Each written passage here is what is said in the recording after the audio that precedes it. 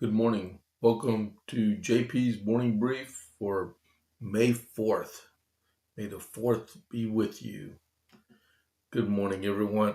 I know I had to laugh at that. Welcome to JP's morning brief. Hope everybody had a good weekend. Ready to get down to business again, get this thing started, ramp it up. What do we got going on here? We got some people. I'm fully up. Okay, here we go.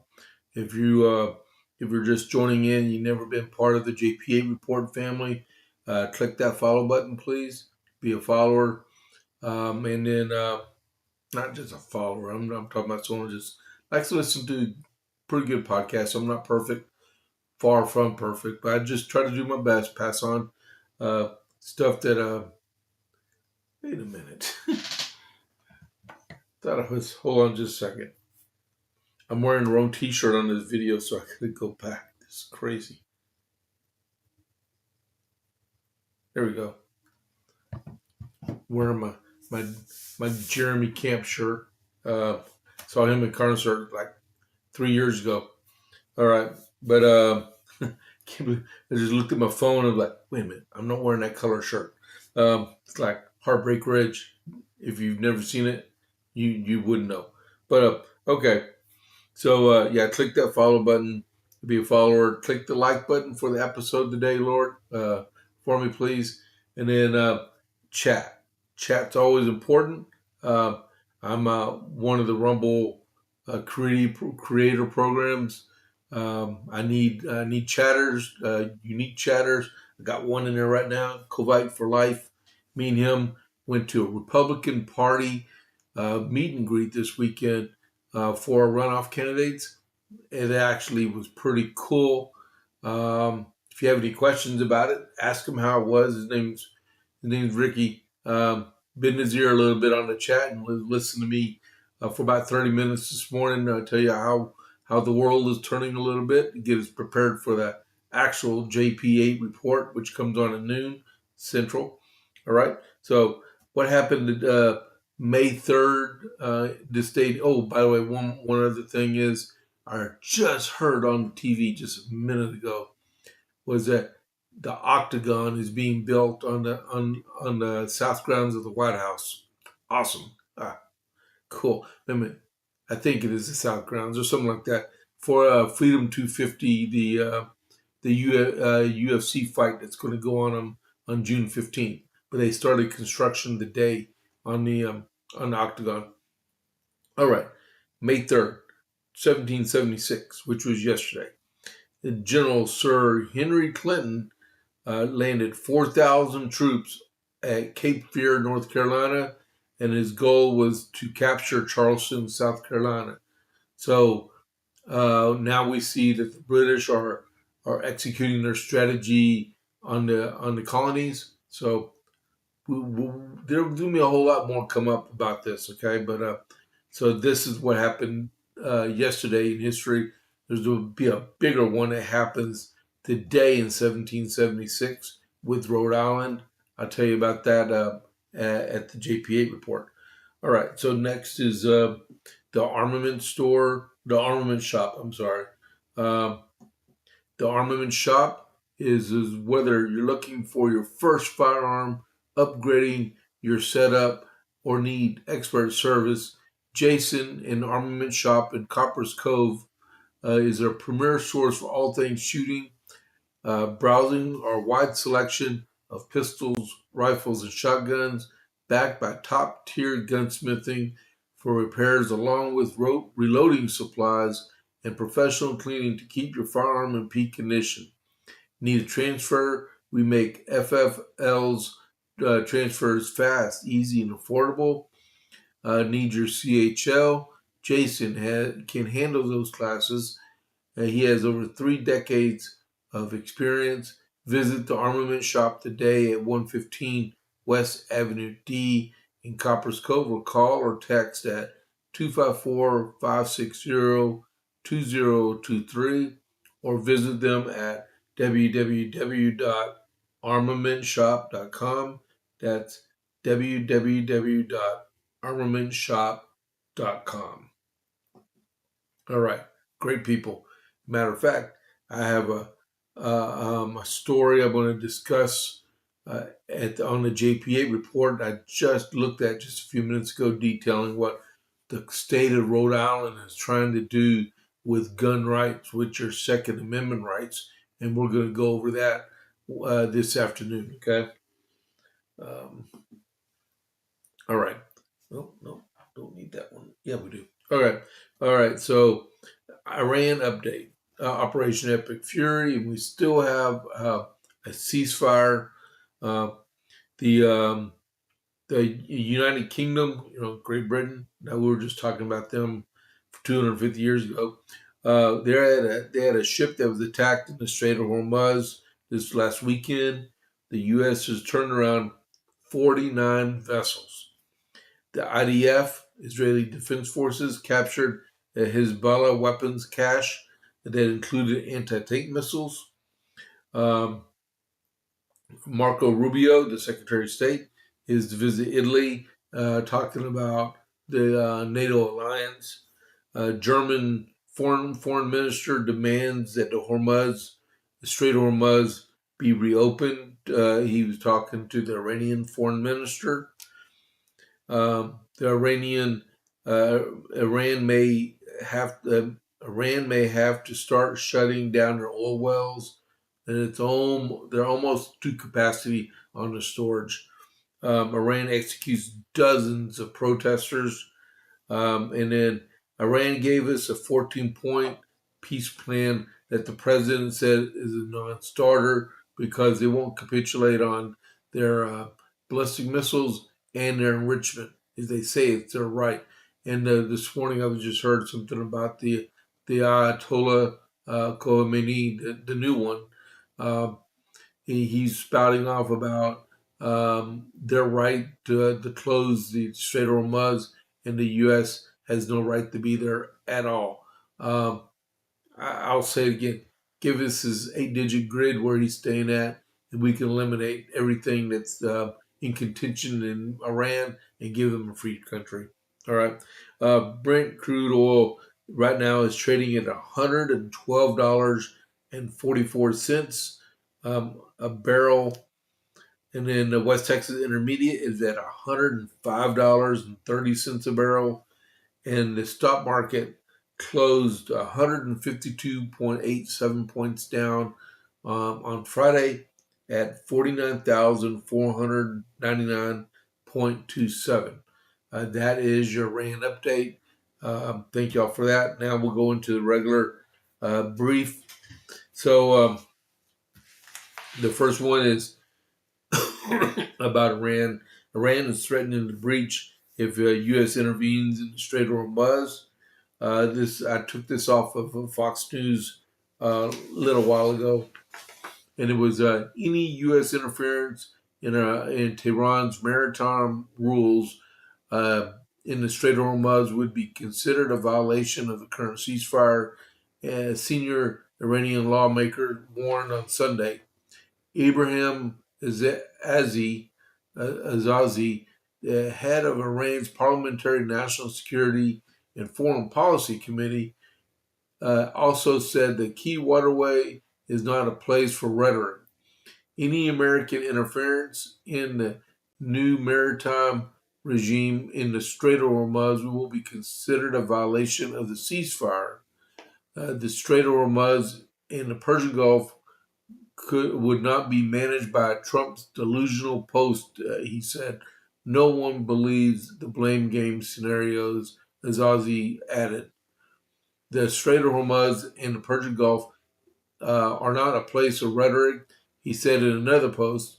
Azazi's remarks came after President Trump announced Project Freedom, in which the U.S. military would begin guiding ships safely out of the Strait of Hormuz starting today. The announcement came after Trump expressed doubt about the 14-point peace plan proposed by Iran over the weekend. So we have a point of contention right now. We got the Mosquito Navy from Iran that Iran thinks they have a navy, and they're trying to project force from it, and they're just going to get people killed. They just need a figure out that they need to stop as it is and give peace a chance. They're not going to win this game. They're about to.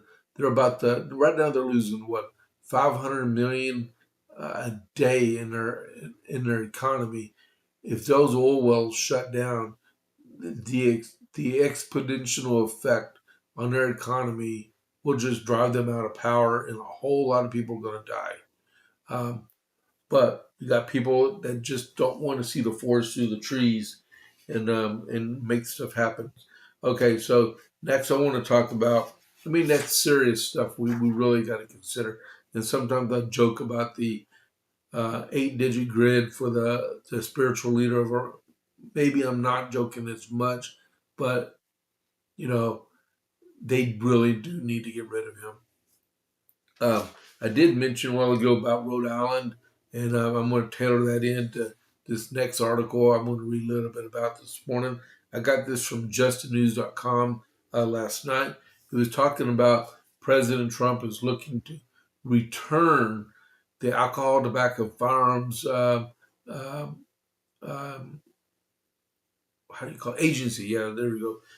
Back to what it was really to do, and it's increase security and safety with weapons, not confiscation of weapons. There was a time back in Clinton or Obama where they were trying to force Congress to implement um, a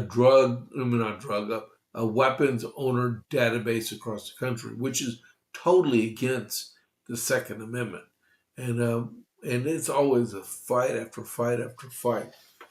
So what the president was talking about, right, was the Justice Department and the Bureau of Alcohol, Tobacco, and Firearms and Explosives. It's called ATFE for the short. Everyone always knows it as ATF, but it's technically ATFE. Have announced plans to repeal or revise more than 30 federal gun regulations, completing a 50-year pendulum swing back to the Second Amendment's original, resulting in praise from one of the country's longest standing gun rights advocates. This is why America elected Donald Trump. Freedom. ATF has no business, and I agree with that totally, has no business making up rules. That's what Congress does. Blanche, Dillon, and Cicada are setting their DOJ people, DOJ and ATFE people, are setting the right course. An NRA board member and retired Army Lieutenant Colonel Willis Lee um, told Just the News after the DOJ and ATF made the announcement last week.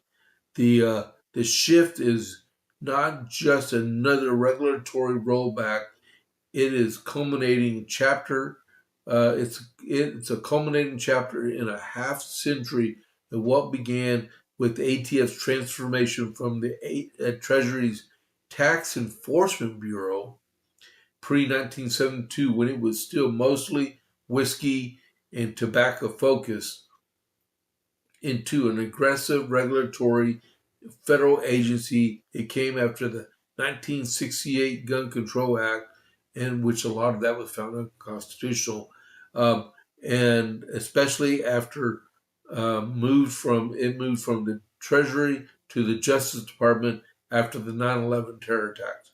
So you have an agency in transition, and like I was saying before 1972, it was mainly for tobacco, alcohol, and tobacco. You see the stories back during Prohibition of they were busting up moonlighting rings and stuff like that. And, that's what this stuff was about. But after 1968 unconstitutional Gun Rights Act, and an emphasis because you had Martin Luther King and you had Robert F. Kennedy and a few other political people that were actually assassinated. They reformed this whole agency and made it really strict when it came to firearms and explosives, um, which culminated into after 9/11. This is an agency really technically in the light of prohibition was ended in 1932 with the constitutional amendment, that this agency really should go away and its law enforcement um, uh, credentials should be merged over into the FBI. Should be. All right. But I'm going to go more into this later on this afternoon, too, along with the stuff about Rhode Island. What are we looking at? We're at 6:45. Um, this one is, I got two political stories I'm going to go, and then I got a third one also, right? If you're just joining me right now, uh, don't forget to please click the follow button and also click that like button. And my buddy, Covite for Life, he is he's lonely right now because he's looking for someone that wants to what do you call it? Chat with him. And I want to try something real quick. Nope, it ain't letting me do it. I tried something. Okay. I was trying to make Covite for Life one of my moderators, and I thought I knew how to do it, but it didn't work. Okay. So, meanwhile, back at the ranch. Okay, so Michigan has a U.S. Senate race going on for this coming November because Gary Peters, I believe, is retiring from the U.S. Senate. He's another Democrat. All right. So Mike Rogers is actually running for the Senate in Michigan, um, and Michigan also has this one guy, this one Muslim guy, and he is far left, far left. But this other one, her name is Mallory McMorrow, and she moved from California and into Michigan, and now she wants to run for the Senate. Okay, Michigan Senate candidate Mallory McMorrow defended her past voting record and deleted social media um, posts and prior statements on a Sunday appearance on CNN Inside Politics. Responding to scrutiny, she has emerged in the 2026 Democrat primary as a key battleground for a U.S. Senate seat. Um, she deleted 6,000 tweets in the last couple of weeks. 6,000 to cover up her past when she lived in California. Moving takes time, McMorrow said, defending why she voted in California after saying she had relocated to Michigan. That's against the law. All right. Uh, the the interview followed criticism by Representative Haley Stevens, one of McMorrow's primary opponents, who argued the deleted posts and past comments could hurt Democrats in the general election. I thought it was a little tacky, and I think it dovetails in things that we saw Mallory McMorrow say in last year. Stevens said, "It strikes me as a little out of touch with the slate is all about." McMurrow responded to emphasizing her personal background and rejecting claims she's disconnected in viewers. Uh, the contrary stems from a report that uncovered roughly 6,000 deleted tweets, along with past statements about rural America manufacturing jobs and her residency time between California and Michigan. All right. The girl has troubles. She has serious issues. I'm surprised she hasn't been investigated for having a residence in Michigan and still voting in California. All right. Now, this guy we talked about a little bit last week. This one right here. He's an oyster farmer. And somehow he convinced people not to donate to Janet Mills in Maine. So it left him at the top of the heap when it comes to Maine and the U.S. Senate there also, because the Democrats had a primary going on against Susan Collins, who's the Republican, and she's running unopposed for her seat for reelection. But uh, the Democrats are putting all their cards, all their chips in for Graham Plattner. He's an oyster farmer, veteran. Oh, okay. Um, in Maine. So this is how the article goes. It's written by Miranda Devine. All right. Remember, I'm only going to do the first part, and then we'll transition back into it during the JPA report. Uh, Democrats have a Nazi problem. They spent 10 years, the last 10 years, accusing Donald Trump of being a second coming of Hitler and melting down when Elon Musk or anyone else perceived as close as Trump made a hand gesture. They pretended it was a Nazi salute. Yeah. It was all just as hilarious troll that fooled more than a gullible acolyte. Now that Janet Mills is pulled out of her Senate campaign, citing money problems, Democrat grandees are lining up to campaign for their anointed candidate. And the Iraq's Joe Sixpack, Graham Plattner, who has an actual Nazi tattoo on his chest, or did for 18 years until he disguised it to campaign. Democrats are also falling over themselves to appear on the campaign trail with Hassan Piker, the far left Twitch streamer, and I've never been on Twitch a day in my life, who has called Jews inbred and pigs and said it doesn't matter if, and some other expletive stuff. They deluded themselves into believing the hideous ghoul of left is the Joe Rogan that they have been seeking. That'd be Hassan Piker. So the deal is with Mr. Plattner. Plattner's come out and he said he is a communist. I mean, you hear about what's his name in Vermont. Oh man, I can't remember his name right now. He's stupid, but okay. But so the deal is with Plattner, he's a veteran. They're playing on that, and they discovered he had that tattoo on him, and they went ballistic on that one. So he got it all covered up, and he's a very far left person that has uh, got the dreams of like Elizabeth Warren and people of that such and stuff, and they're really making a play for this Senate race in Maine.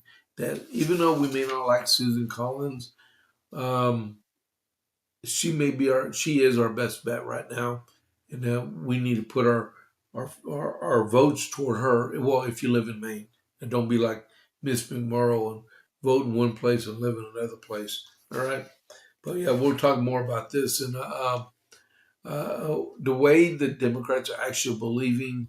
It's like they talk out one side of their mouth and another side at the same time, and they're trying to make you believe this way, and they're actually this way. Okay. And the final thing I want to talk about this morning before we leave is um, in California. We're going to shift all the way to California real quick.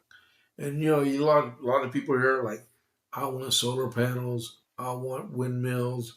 Well, and we saw the whole debacle of what happened between 2021 and 2025 when Joe Biden was the president, and they were executing the Green New Deal, right? Well, he wasn't totally on board with everything solar, because back when Barack Obama was the president of the United States, they tried the same thing, like where they gave um, Solyndra um, like a $500 million, I think, $500 million loan so they can actually build the solar farms, right? And they went bankrupt, right? I mean, companies go out of business all the time. They do. But this company, they decided they want to build a solar plant that cost 2.2 billion taxpayer dollars on the border of Nevada and California that Trump has tried to get it taken down and Biden has tried to get it taken down because nobody wants it. The people in California that receive the power from it don't want it down, don't want it to proceed. Uh, just regulators in California are the only ones that want it to stay operational, even though it's costing people uh, increased power bills. This plant also um, is responsible for killing thousands of birds a year because they fly over it and they get direct heat exposure, like flying really close to the sun, right? If you want to see a picture of it, um, there's the picture of it. Okay. Um, so federal taxpayers helped build a $2.2 billion solar plant. Now electricity customers are on the hook to keep it running. The Ivanpah Solar Power Plant, a sprawling facility near California's Nevada border, built with billions of federal support during the Obama era economic stimulus program, is stuck in a costly dilemma. Both the Trump and Biden administrations, along with utility company that buys its power, have sought to shut it down, saying it underperforms, produces expensive electricity, and has been overtaken by cheaper energy sources. But California regulators have refused to allow to close it, warning that closing the plant could strain the power grid. The result is a costly standoff rooted in years of government decisions. Shutting it down could leave taxpayers responsible for hundreds of millions of dollars tied to the $1.6 billion federal loan, while keeping it open means higher electricity costs for consumers, like I was telling you. The project makes no economic sense to keep afloat, and the market itself also has shown that. David Turner, founder of the energy advocacy group Power the Future, he told Fox News Digital, "This is a boondoggle. Like most of California's large projects are boondoggle." He said, arguing it is being kept alive for political reasons, with ultimately costing passed on to customers. Nobody likes high power bills, but that's what's going on. Um, but we're going to get more into this later too. All right, as we get ready to leave the morning brief, I'm going to get prepared here. Hold on, copy. Give me a second here. I'm going to just get this ready real quick.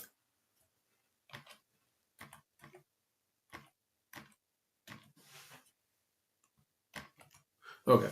So what I was telling you about earlier with about me and Richard going to this meet and greet, it's going to continue on the 12th of May, along with the Coppers Cove Conservative Club. It's going to be at Giovanni's um, in Coppers Cove at 6 p.m. on Tuesday, May 12th. All are invited to come, and all the candidates were at this past one, except for the county judge. He refuses to show up at any Republican events at all. I think he's actually Democrat because he's not hanging around any Republicans as we speak. If he has any rhetoric about this, about me saying it, look, call me, show up for my podcast, let me interview you. Go to a Republican event and show yourself as a Republican. If not, quit. But all the candidates, Scott Weddle, Tully Meyer, Ray Ashby, Justin Smith, and Rob Irwin, who is running to replace Roger Miller, is going to be at the at this next event also. So be there, right? And don't forget the early vote for runoff is 18th to the 22nd of May, and 26th of May is the actual runoff date. And I would like to say congratulations to Melissa Brown for being elected to the City Council of Killeen on Saturday. She did a very good job. And then Mayor Mike Bloomquist, he is in a runoff for June 13th. Please, if you live in Harker Heights, go out and vote for him also. Uh, but that's pretty good. And David Bass. I interviewed all of them on my podcast, and David Bass got elected to the city council in Killeen also. Congratulations to him also. They will do a very good job. All right. So thank y'all very much for tuning in this morning. And I will see y'all at noon Central for the JPA report. So I'm going to initiate the raid. There we go. And I'll see y'all. Catch you on the flip side. I'm out in 6, 5, 4, 3, 2, 1.